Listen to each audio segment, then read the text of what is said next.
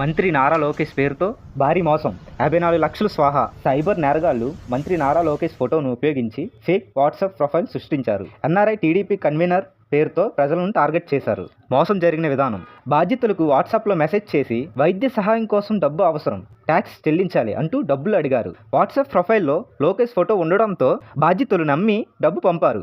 నకిలీ social media అకౌంట్లు, US నంబర్లతో కూడా మాట్లాడారు. మోసానికి గురైన వారు మొత్తం 9 మంది బాధితులు ఈ ముఠా వలలో పడ్డారు. వీరి నుండి సుమారు 54 లక్షలు వసూలు చేశారు. 7 కేసులు ఆంధ్రప్రదేశ్లో, 2 కేసులు తెలంగాణలో నమోదయ్యాయి. పోలీసులు దర్యాప్తు: ఏపీ సిఐడి పోలీసులు కేసు నమోదు చేసి విచారణ ప్రారంభించారు. నిందితుడు కోడూరి రాజేష్ అనంతపురం జిల్లా ఇండో నేపాల్ సరిహద్దుల్లో అరెస్ట్ చేశారు.